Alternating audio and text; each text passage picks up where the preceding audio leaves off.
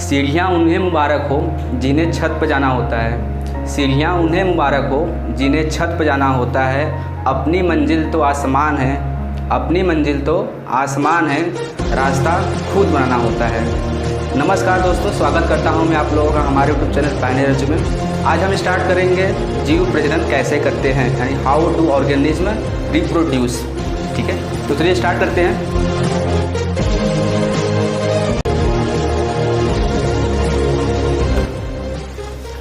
पहले हम बात करेंगे कि जनन क्या होता है, यानी कि इसी का दूसरा नाम है प्रजनन।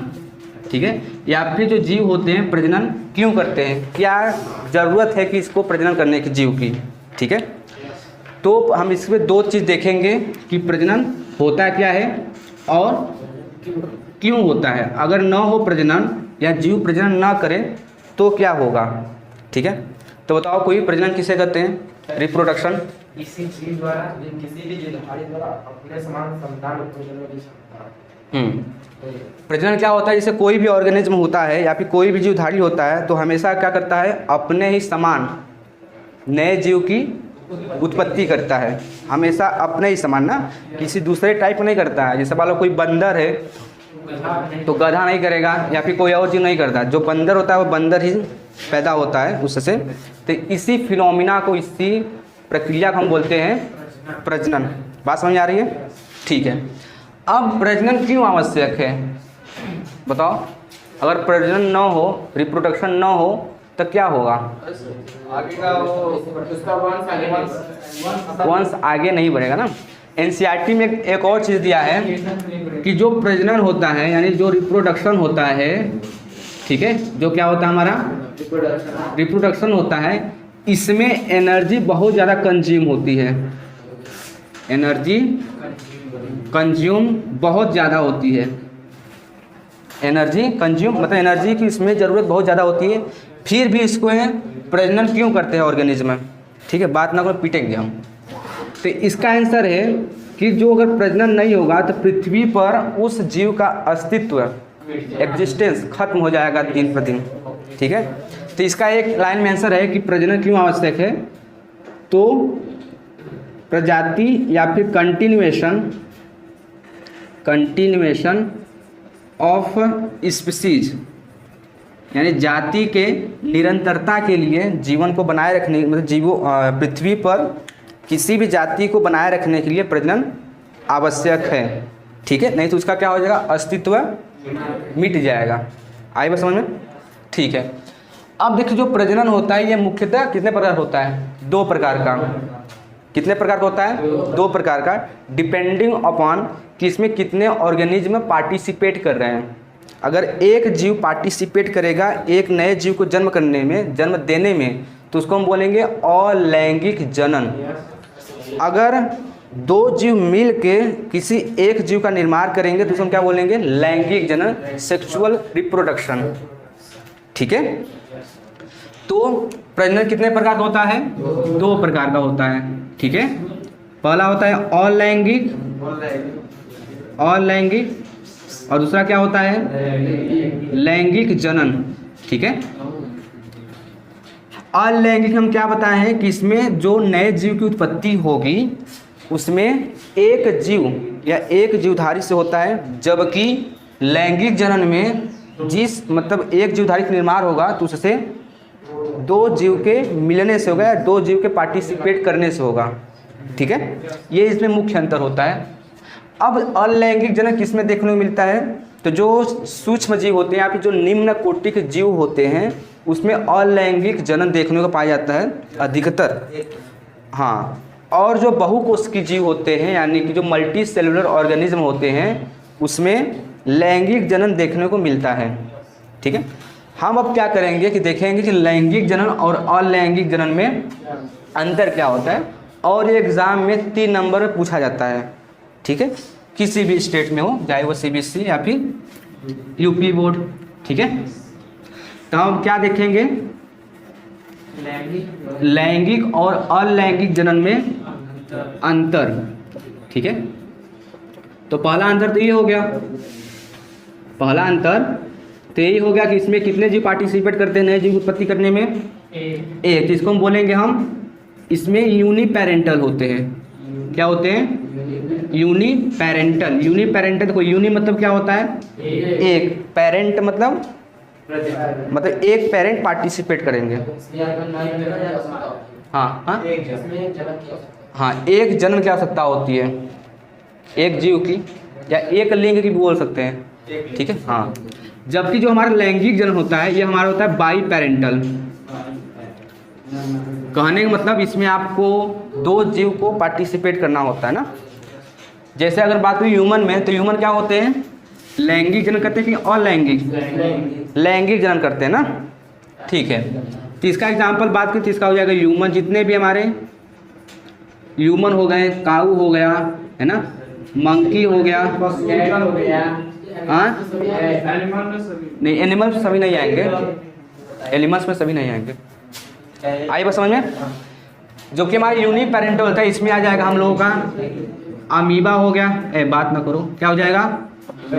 अमीबा हो गया, यूग्लिना हो गया, पैरामीशियम हो गया,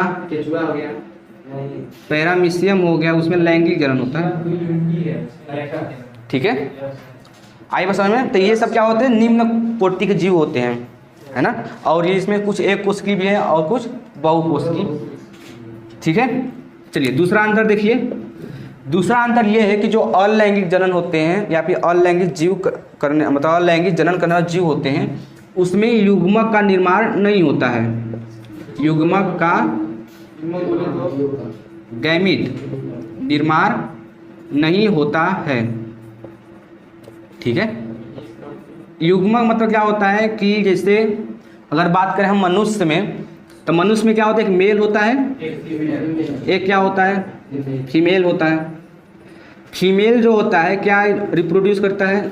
स्पर्म और फीमेल ओवम, ठीक है। तो इसी स्पर्म और ओवम को बोलते हैं हम गैमीट। क्या बोलते हैं? गैमीट। बात समझ आ रही है? तो मेल में गैमीट कौन सा होता है? स्पर्म।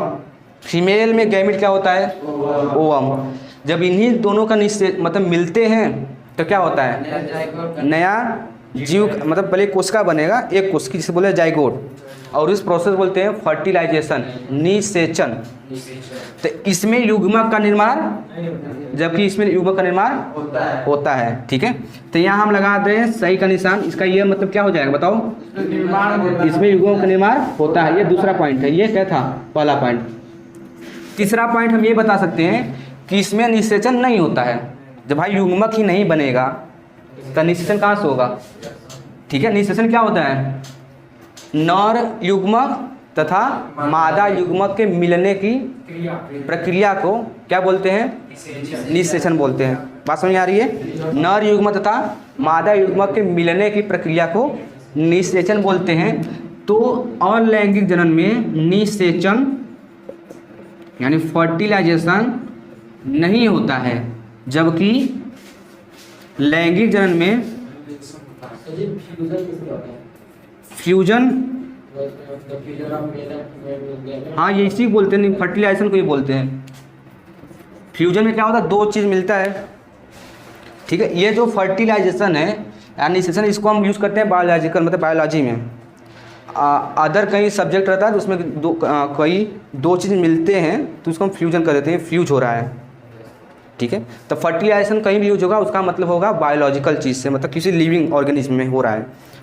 फ्यूजन मतलब किसी नॉन लिविंग भी हो सकता है, निर्जीव में भी। बात समझ आ रही है? ठीक है। चौथा पॉइंट हम ये बता सकते हैं अलैंगिक जनन में किसमें जो होता है, यह जो अलैंगिक जनन होता है यह कहाँ पाया जाता है? निम्न कोटि के जीवों में। किसमें पाया जाता है? निम्न कोटि के जीवों में। जबकि जो लैंगिक जनन होता है वह कहाँ पाया जाता है? उच्च कोटि के, जो हायर लेवल ऑफ ऑर्गेनिज्म होते हैं उसमें क्या देखने मिलता है? लैंगिक जनन। किसी को डाउट है यहाँ तक? फ्रेश। अब हम देखेंगे कि अलैंगिक में कौन कौन सी विधियाँ होती हैं, लैंगिक में कौन कौन सी विधियाँ होती हैं ना। पहले हम देखेंगे अलैंगिक में कौन कौन सी विधियाँ होती हैं जिसके द्वारा जीव प्रजनन करते हैं, ठीक है। मिटा दे इसको, चलिए ठीक है। तो पहला इसमें है अलैंगिक जनन में विखंडन। क्या है? विखंडन। विखंडन पहला है। इसको हम इंग्लिश में बोलते हैं फ्यूजन। क्या बोलते हैं? फ्यूजन। देखो एक होता है फ्यूजन, ये फ्यूजन। फ्यूजन में दो चीज मिलता है, फ्यूजन में एक चीज टूटता है, अपोजिट है ना। दूसरा है हम लोगों का मुकुलन। क्या है? इसको हम क्या बोलते हैं? बडिंग। इंग्लिश में क्या बोलते हैं? बडिंग बोलते हैं। समझ में आ रहा है? तीसरा है इसमें हम लोगों का खंडन। क्या है? खंडन। इसको बोलते हैं फ्रेगमेंटेशन। क्या बोलते हैं? फ्रेगमेंटेशन। ठीक है। चौथा होता है इसमें, और अगर बात करें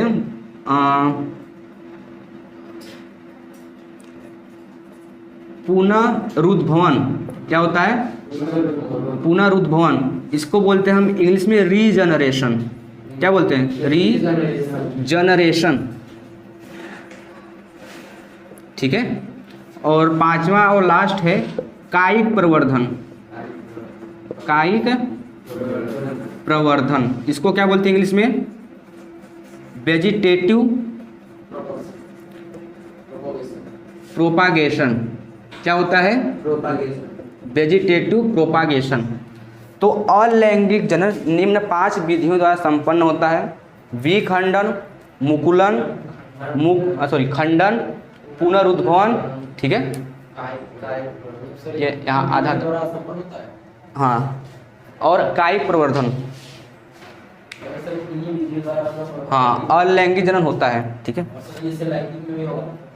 लैंगिक में, हाँ, उसमें भी, जैसे उसमें पादप में अलग तरीके से होता है, जंतुओं में अलग तरीके से ना। अच्छा, चलो अगर हम इस चैप्टर की बात करें तो हमें पढ़ना क्या क्या है, तो ये चैप्टर में पहले देखेंगे, आज के लेक्चर में हम देखेंगे, आज के वीडियो में प्रजनन क्या होता है और प्रजनन कितने प्रकार का होता है, डिटेल में देखेंगे। अगले वाले वीडियो में हम देखेंगे कि पौधों में लैंगिक जनन कैसे होता है। पौधों में लैंगिक जनन। ठीक है। देखो, जो पादप होते हैं और जंतु, या फिर नहीं, पहले देखेंगे हम पौधों में, दूसरा देखेंगे इसके अगले वाले वीडियो में मनुष्यों में। तब पौधों में भी लैंगिक जनन होता है और मनुष्यों में भी होता है, तो पता है हम लोगों को। तब पहले वाले वीडियो में देखेंगे प्रजनन क्या होता है, जो कि हम देख रहे हैं, कितने प्रकार का होता है, कितने टाइप्स का होता है, इसके कौन कौन से मेथड्स होते हैं। दूसरे वाले वीडियो में देखेंगे हम लोग पौधे में लैंगिक जनन।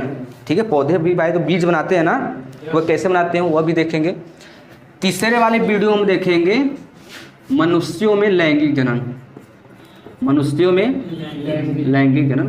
तो हम लोग अपने पढ़ने के हिसाब से इस 3 लेक्चर के माध्यम से इस चैप्टर को हम समझने की कोशिश करेंगे। आज ये पहला लेक्चर है, तो हम क्या देखेंगे? पहले प्रजनन। ठीक है। ये सेकेंड है और ये थर्ड। आई बात समझ में? चलिए, तो पहले हम किसका बात करेंगे जी? विखंडन का। ठीक है। देखो, हमको कैसे इसको अप्रोच करना है, हम इसका परिभाषा याद कर लेंगे कि क्या होता है विखंडन, और इसका कम से कम 1 या 2 एग्जाम्पल, कि मतलब विखंडन किस जीव में होता है, मुकुलन किस में होता है, एग्जाम्पल के साथ। आई बस समझ में? चलिए, तो हम बात करें पहले यार विखंडन का।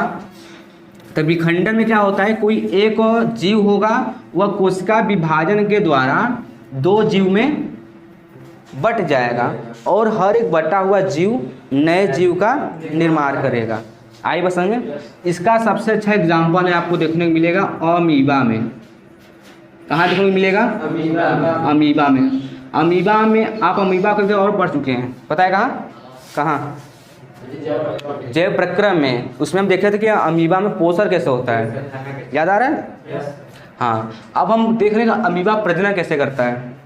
अच्छा, आपको क्यों बाबा अमीबा को पढ़ाया जा रहा है, किसी और जीव को नहीं? कोई और जीव को भी पढ़ाया जा सकता था। देखो, जो अमीबा होता है ना, बहुत ही निम्न कोटि के जीव होते हैं, बहुत ही निम्न कोटि के जीव होते हैं, और मनुष्य उच्च कोटि के जीव होते हैं। तो अगर हम निम्न कोटि में जीव में अमीबा अगर इसका अध्ययन कर लेंगे, तो निम्न कोटि के जीव में जैसा भी प्रजनन होता होगा पता चल जाएगा। एग्जाम्पल समझने की कोशिश करते हैं। जैसे मान लो हम लोग चावल बनाते हैं, चावल जब बन जाता है तो उसमें से हम एक दाना बाहर निकालते हैं, उसको देखते हैं, अगर पक जाता है बढ़िया का तो हम समझ जाते हैं कि इसके अंदर जितने भी चावल है सब क्या हो गए, पक गए। तो इसका मतलब हम अगर एक जीव को देख लेंगे तो इसके समान जो भी जीव होंगे पता चल जाएगा इसमें ऐसे से होता है। बात समझ में आ रही है? चलिए हाँ, तो पहले देखो हम देखेंगे अमीबा में, फिर देखेंगे मनुष्यों में। तो अमीबा देखो क्या होता है, हम जानते हैं कि अमीबा कोई शेप और साइज नहीं होता है, ये ऐसे है ना जी। इसको जब प्रजनन करना होता है तो होता ये है कि इसके पास जो ये केंद्रक है, पहले देखो जब कोशिका विभाजन होता है ना तो एक चीज़ याद रखिएगा कि कोशिका विभाजन पहले केंद्रक का विभाजन होता है, उसके बाद कोशिका द्रव्य का, पहले केंद्रक का होगा फिर कोशिका द्रव्य का। तो यहाँ पर जो केंद्रक है पहले ये क्या करेगा, अपना डबल बनाने कॉपी करे, मतलब कॉपी करने का तैयार करेगा,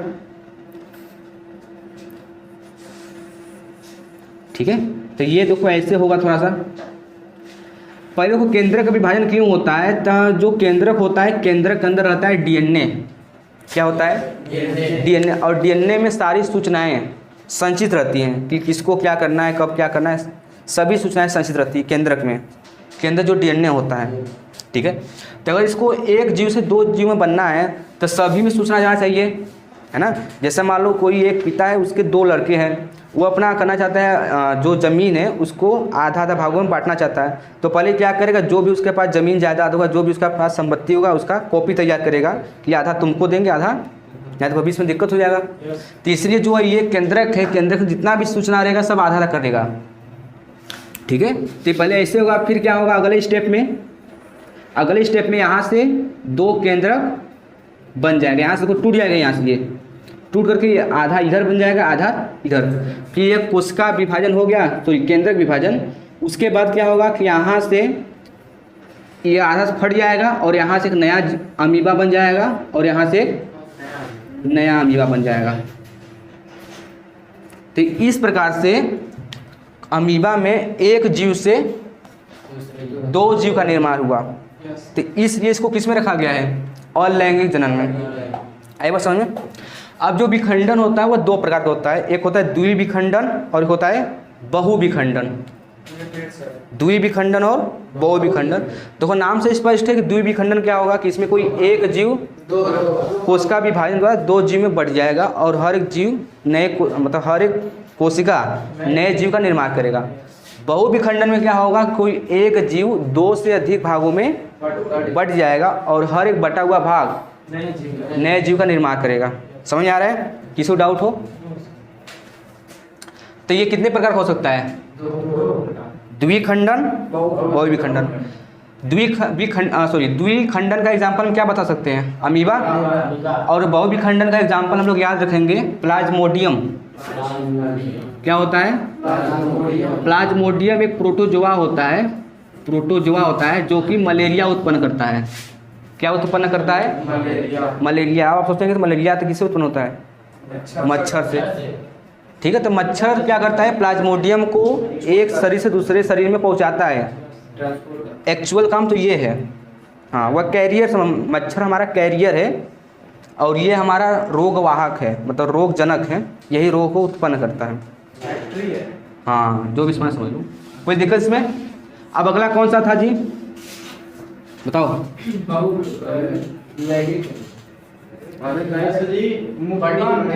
मुकुलन क्या है, मुकुलन भूल जा रहे हो तुम लोग।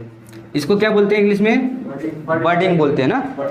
तो इसमें क्या होता है कि जीवधारी के शरीर पर एक बल्ब के समान संरचना निकलना शुरू कर देती है जिसे बोलते हैं मुकुल। और वह मुकुल पेरेंट से यानी जो पेरेंट होता है उससे अलग हो जाती है और अलग होकर एक नए जीव का निर्माण करती है ना। और इसका एग्जाम्पल हम लोग देखने को मिलता है हम लोगों को हाइड्रा में। कहाँ देखने को मिलता है, हाइड्रा में ना। हाइड्रा का डायग्राम देखे होंगे, कुछ इस प्रकार से होता हो, देखे हो। ये देखो हमारा क्या है, हाइड्रा है ना।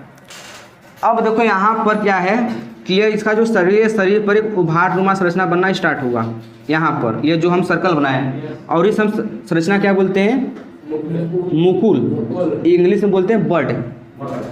धीरे धीरे क्या होता है, ये मुकुल बढ़ना शुरू कर देता है। इसका जो साइज होता है बढ़ने लगता है ऐसे,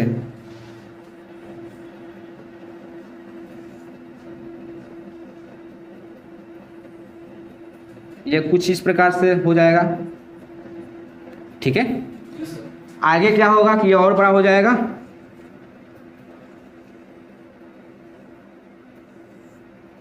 यहाँ से कुछ इस प्रकार से हम लोगों का यहाँ एक नया मुकुल बन जाएगा। जब यहाँ पूरा परिपक्व हो जाएगा तो अपने पेरेंट से शरीर के अलग हो जाएगा। तो ये यहाँ से ये अलग हो जाएगा, तो ये इस प्रकार से कितना जीव बन जाएगा, 2। एक तुम्हारा ये हो जाएगा जो पहले वाला था, ठीक है, और एक इससे एक नया जीव बन जाएगा यहाँ पर। बात समझ में आ रही है? ठीक है। तो इससे हमारा एक जीव से कितने जीव बने, 2 जीव बने। बात समझ में आ रही है? तो इस प्रोसेस क्या बोलते हैं, मुकुलन। तो मुकुलन क्या होता है, जीवधारी के शरीर पर एक बल्ब के समान संरचना बनना दिखाई देता है या बनना देने लगता है, जिसको हम बोलते हैं मुकुल। और यह मुकुल आगे चल करके अपने पेरेंट के शरीर से अलग हो जाती है और उससे एक नए जीव का निर्माण करती है, मुकुलन कहते हैं। हाँ,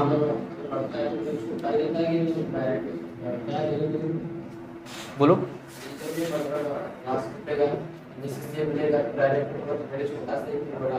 हाँ हाँ, जब ये परिपक्व हो जाता है तब ये टूटता है। जब पूरा एकदम मेच्योर हो जाएगा ये, तब ये अलग हो जाएगा अपने पेरेंट्स से। जब मतलब एकदम समझ जाएगा हम अपने से काम चला सकते हैं, अलग हो जाएगा। जब तक तो काम रहेगा पेरेंट का तो एक कम रहेंगे, ठीक है।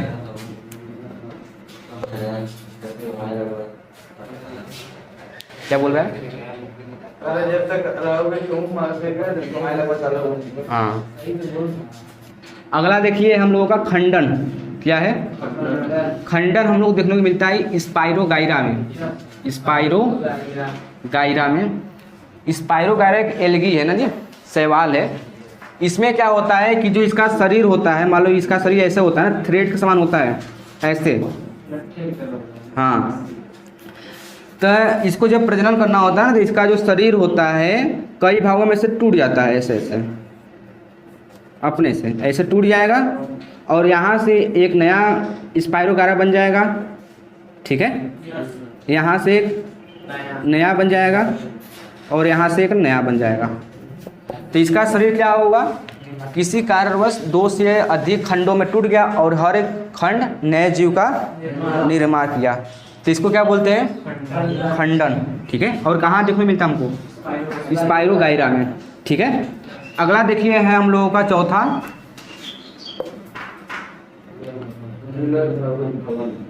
पुनरुद्भवन, ठीक है। पुनरुद्भवन इसको बोलते हैं रीजनरेशन। यह हमको देखने को मिलता है प्लेनेरिया में। कहाँ पर, प्लेनेरिया में ना। प्लेनेरिया क्या होता है,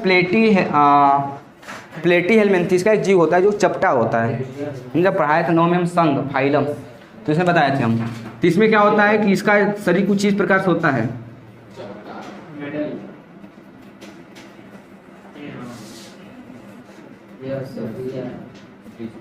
ठीक है, इस प्रकार से होता है। ये होता है प्लेनेरिया। तो होता ये है कि इसका मान लो शरीर किसी कारणवश कट गया, ऐसे ऐसे किसी कारणवश, हाँ किसी कारणवश इसका जो शरीर ऐसे ऐसे कट गया, तो इसका हर एक कटा हुआ जो भाग होता है, इससे एक नए प्लेनेरिया का जन्म होता है। तो ये छोटे छोटे बन जाएंगे प्लेनेरिया ऐसे। समझ आ रहा है? हाँ, तो पौधों में होता है ना, हम ये जीव में बता रहे हैं।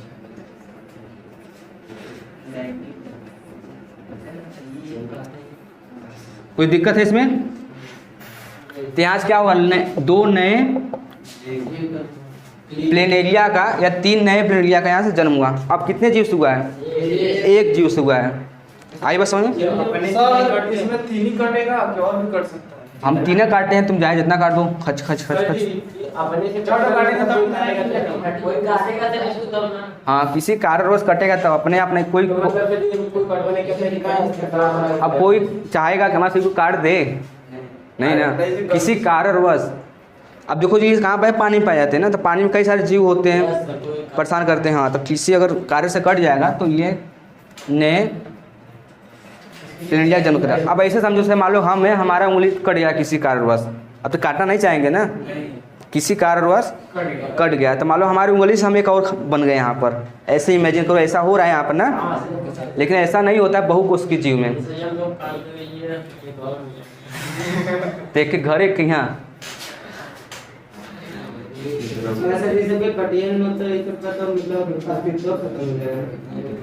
हाँ, लेकिन ऐसा होता है मतलब कट जाते हैं किसी न किसी कारण से।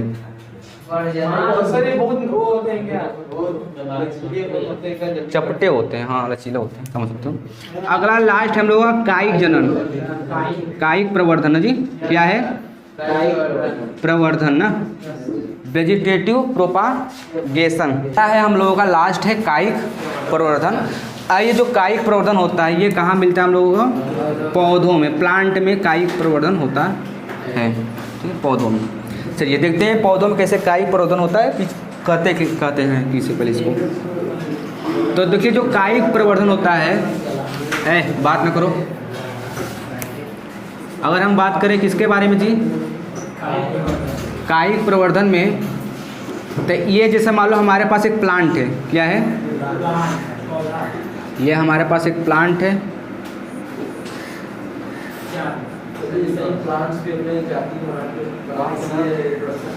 हाँ उसी की वजह से बीज उत्पन्न करते हैं ना। लेकिन कुछ ऐसे पौधे होते हैं जो कि बीज उत्पन्न नहीं कर पाते, जैसे केला हो गया, संतरा, उसमें बीज उत्पन्न, तो उस जहाँ संतरा में होता है, अच्छा सेब में होता है, तो संतरा में जो बीज उत्पन्न होता है उससे नया संतरा बन जाता है। उसको उतना टेम्परेचर मिलेगा तो सर वो उत्पन्न हो सकता है। देखना अच्छा हमको पता है। जैसे मान लो ये हमारे प्लांट है, तो ये तो हमारा पत्ती है, ये हमारा क्या है जी, लीफ है, और ये हमारा क्या है, स्टेम है, और ये हमारा क्या है, तो पौधे के लीफ कामा स्टेम या रूट से नए पौधे का निर्माण कायिक प्रवर्धन कहलाता है, ठीक है। और केला होता है, रोज हो गया, हाँ बता रहे हैं कायिक प्रवर्धन क्या होता है, पता चला, पौधे के किसी भी भाग जैसे हाँ लीफ, स्टेम, रूट से नए पौधे का निर्माण क्या कहलाता है, कायिक प्रवर्धन, ठीक है। कुछ ऐसे प्लांट होते हैं जिसमें लीफ के द्वारा होता है, कुछ ऐसे प्लांट होते हैं जिसमें स्टेम के द्वारा होता है, कुछ ऐसे प्लांट जिसमें रूट के द्वारा होते हैं। तो पहले हम देखेंगे स्टेम में कैसा होता है ना जी, स्टेम से कैसे नया पौधा बन जाता है।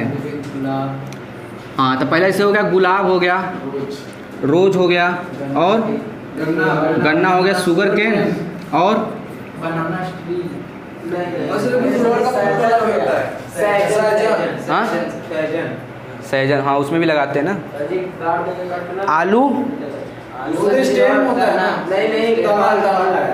आलू का हम कौन सा भाग खाते हैं, हाँ तो बोते भी कौन सा है, तनवा बोते हैं कि जड़ बोते हैं, तना बोते हैं। तो यह पोटैटो में भी हो जाएगा, प्याज इसमें भी हो जाएगा, अनियन में, अदरक, हाँ जिंजर न जी। तो इन सब में कैसे द्वारा होता है, स्टेम के द्वारा होता है ना, तने के द्वारा होता है। जैसे एक आलू है, ये हमारे पास क्या है, एक आलू है, इसमें क्या होते हैं, जब बोना होता है तो इसमें आँख निकल आता है, आँख। जब इसको काटा जाता है ना, तो जैसे अगर काट रहे हो तो घर वाले बोलते हैं कि इसको ऐसे काटना कि मतलब जो आँख रहे, एक दो भाग में आँखें रहे आँख। हाँ अगर ये आँख नहीं रहेगा तो नए पौधे का या नए जो आलू होगा नहीं बनेगा, क्योंकि इसी आँख से हमारा जड़ और तना बनता है। तो इसको हम अगर काटना हो तो ऐसे काटेंगे, हाँ हाँ पत्ती से आँख। अब बहुत लोग जो होशियार होते हैं तो ऐसे काटते हैं, जानते हो, ऐसे छिल के। तो ये इससे तो कोई नहीं बनेगा, इससे भी कोई नहीं बनेगा, इससे भी कोई नहीं बनेगा, इससे कोई नहीं बनेगा। तो ऐसा नहीं काटना है ना। अब तो ये होता है स्टेम में, समझ में आया। अगला तो बताओ लीफ है, अगला क्या है, पत्ती में। तो पत्तियों में किसके द्वारा होता है,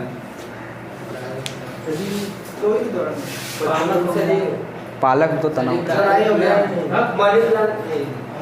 एक होता है पौधा जिसे बोलते हैं अजूबा पौधा, ब्रायोफिल्लम बोलते हैं इसको।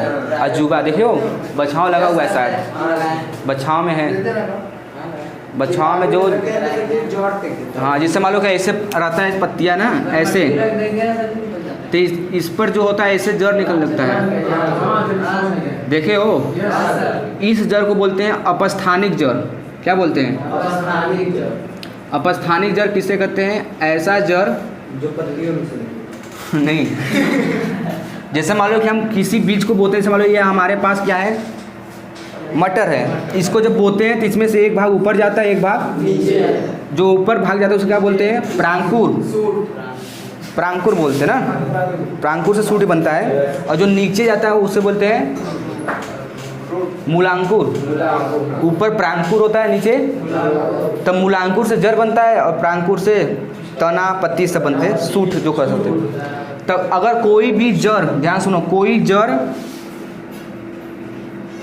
मूलांकुर के बजाय, ये क्या है हमारा है, मूलांकुर के बजाय कहीं और स्थान से निकले तो इस जड़ को या फिर ऐसे जड़ को हम बोलते हैं अपस्थानिक जड़। जैसे बरगद का प्लांट देखो, वृक्ष, तो उसमें कहाँ से जड़ निकलता है? तने में से। तो उस जड़ को हम क्या बोलेंगे? अपस्थानिक जड़। बात समझ में आ रही है? कोई दिक्कत? तो इसका एग्जाम्पल याद रखिएगा, पत्ती में कहाँ से होता है? अजूबा में ना। यह किसका एग्जाम्पल है? अगर पत्ती में कोई पूछेगा तो बताएंगे हम, अजूबा के पत्तियों से होता है नए पौधे का निर्माण। ठीक है। बछाव में कोई बता रहा था, मतलब है तुम्हारे घर है, कल लाने का के पत्ती कपिया में रखते हैं, बीच में रखते हैं बहुत टूट गया था। टूटने के बाद जब पानी इस पर डाल दिए थे, कई दिन के बाद जब देखे तो ऐसे ऐसे निकला था। हाँ, ऐसे तो दिया है डायग्राम में ना। ठीक है। अगला देखो है जी रूट में ना। रूट के द्वारा किस में होता है बताओ, पता है? हाँ सर, आमे में होता है। हैं? अरे मतलब तुम किसी प्लांट का रूट लगाओ और उससे नया जीव बन जाए। हाँ, कंडा सही बोला है। कंडा जो देखो, एक होता है पोटैटो ना, और एक होता है स्वीट पोटैटो, जो हम बना खाते हैं सब्जी, वह हमारा पोटैटो। जो मीठा लगता है वो होता है स्वीट पोटैटो, कंडा बोलते हैं ना। तो जो हम आलू खाते हैं सब्जी बनाकर, वह कौन सा भाग खाते हैं? पौधे का तना। और जो स्वीट पोटैटो होता है उसका हम कौन सा भाग खाते हैं? जड़ वाला भाग। दोनों है तो आलू, लेकिन हम इसका एक तने वाला भाग खाते हैं और एक का जड़ वाला भाग। हाँ, तो रूट में बता सकते हैं स्वीट पोटैटो। मूली का खाते हैं तना? नहीं,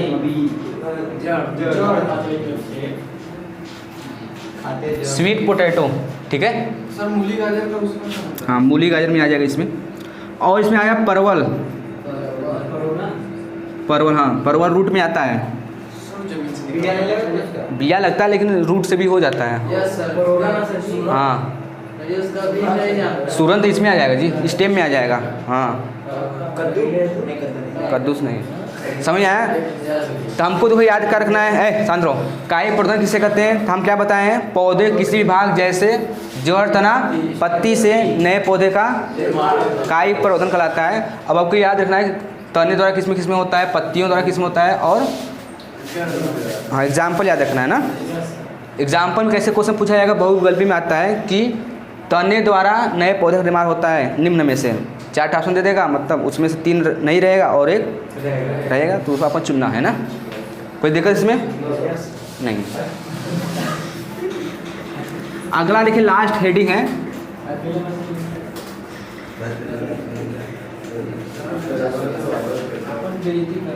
ऊतक संवर्धन। ऊतक संवर्धन, ये लास्ट है, ऊतक संवर्धन। ठीक है, उसी में है, ये अलग था दिया है। तो इसमें क्या होता है? जैसे मान लो एक प्लांट है ना, ये पूछा जाता है, पिछली बार पूछा था शायद हमारे हिसाब से। जैसे मान लो ये हमारा क्या है? एक प्लांट है, पौधा है। ठीक है। अब इसको मान लो ये न तो